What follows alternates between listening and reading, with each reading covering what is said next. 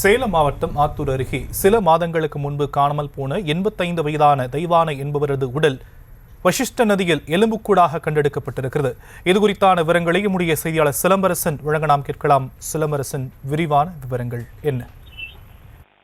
வணக்கம். சேலம் மாவட்டம் ஆத்தூர் அருகே கடந்த சில மாதங்களுக்கு முன்பு காணாமல் போன 85 வயது மூதாட்டி வசிஷ்ட நதியில் எலும்புக்கூடாக கண்டெடுத்துள்ளனர்.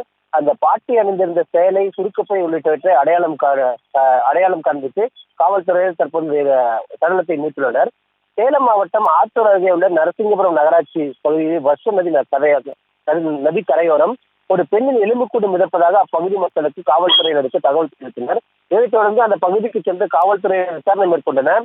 அதே போன்று ஆத்தூர் அருகே உள்ள ராமநாயக்கன் பாளைய பகுதியைச் சேர்ந்த தர்மலிங்கம் என்பவரின் மனைவி மூதாட்டி தெய்வானை கடந்த சில மாதங்களுக்கு முன்பு காணாமல் போயுள்ளார். இது தொடர்பாக ஏற்கனவே வழக்கு பதிவு செய்யப்படும் நிலையில் அந்த எலும்புக்கூடை மீட்டு காவல்துறை விசாரணை மேற்கொண்டு இந்த எலும்புக்கூட்டில் இருந்த சேலை மற்றும் அது சுருக்கப்பை வைத்து அவங்க உறவினர்கள் அடையாளம் காண்பதை தொடர்ந்து அந்த காவல்துறையினர் அந்த எலும்புக்கூடை மீட்டு ஆத்தூர் அரசு தலைமை மருத்துவமனைக்கு அனுப்பி வைத்துள்ளனர்.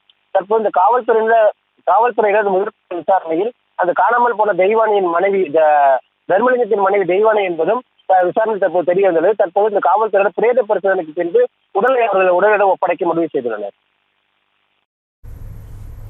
விவரங்களுக்கு நன்றி சிலம்பரசன்.